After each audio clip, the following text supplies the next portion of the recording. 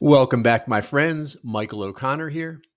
As a doctor of physical therapy for over 25 years, I've been guiding individuals on how to free up tight, restricted body regions and joints, and how to gain muscle flexibility and strength, and a whole nother level of function that many people thought weren't possible.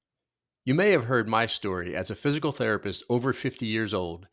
After my knee surgery, the priority I had to get my knee as straight as possible.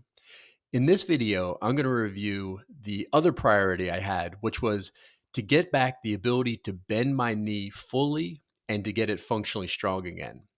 This is the quadriceps stretch, one of the most important stretches, I believe, for the lower body. And stay tuned to the end because many of you probably have seen individuals doing this stretch with their foot in their hand. And I'm going to review in detail why I don't recommend that, as particularly if you're just starting this stretch. Let's take a look at the details.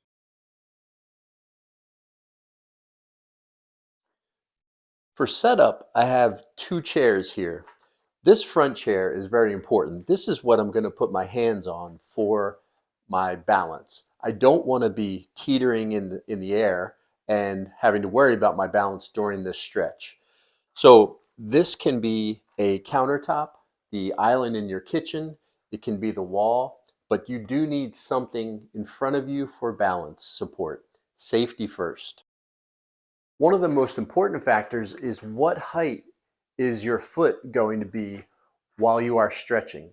That determines how much tension is on your quadricep and helps you with your overall body position and alignment. If you are tight in your quadricep, in your thigh muscle group, you may need something as low as a yoga block, a small book, or maybe the first step of your staircase. Even though it's that low, that will be enough stretch for your thigh muscle if you're very tight. If you have a little more flexibility, you might be able to use something like a step stool. One idea that I've provided over the years is if you have a step ladder, you can place your foot at the appropriate height and it gives you varying heights as you progress and you're gaining more flexibility. You'll find you can go to the next step and then the one above. So it's a nice way to gauge your progression. What I'm going to do is I'm going to what we call a hip hinge, which means I just bend my hip. That takes all of the tension off of my quadricep muscle, my thigh muscle.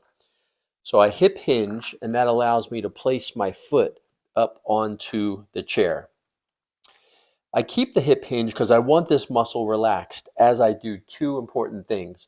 One is to make sure the bent knee is slightly behind my standing knee. And the second is that my bent knee is close in. It's going to try to flare away, but we want it close in. Once my knee is slightly behind and close in, I tighten my abdominals, and then I come up to standing. If I can't go all the way up the standing and there's a lot of tension, I need to lower my foot down. If I come all the way up in standing and I feel like I need to go further, that means I need to bring my foot a little bit higher up because you don't want a backward bend on this stretch. That'll cause some back discomfort. So again, I'm hip hinging. I place my foot up. Once I'm in position, I stand tall to apply the stretch. After about a 30-second stretch, I'm going to repeat the hip hinge, take all the tension off of my thigh, and then I can get my foot out of there. I do not want to be in a tense stretch and try to lift my foot out of there. That will potentially cause some knee pain. So I hip hinge, take all the tension off, and then I can lower my foot down. I want to give you a front angle so you can see that my alignment needs to be nice and pure here, and I'll show you what happens on the knee trying to flare out. I have my chair to the side, but optimally it would be in front of me for ideal support. So I'm going to hip hinge, and then I can place my foot up onto the surface. Want to make sure my knee is in. As we mentioned, it's going to try to flare out to the side. So I make sure my knee is inward, slightly behind my standing knee.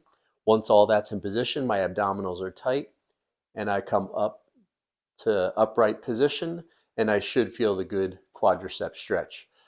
Once again, if I stand up tall and I have no stretch, it's gonna tend to make you wanna lean back further, but instead you wanna bring that foot a little bit higher, maybe place a book or a pillow on the chair to get a few more inches in height. That should give you the correct stretch.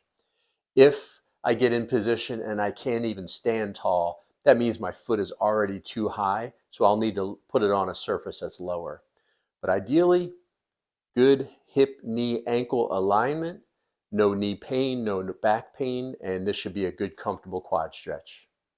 Once I'm done, take all the tension off your thigh with that hip hinge, and then you can get your foot out of there.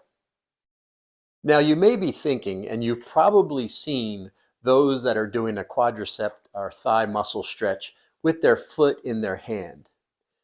Practicing as a physical therapist, I did not recommend this stretch, and I didn't teach it this way.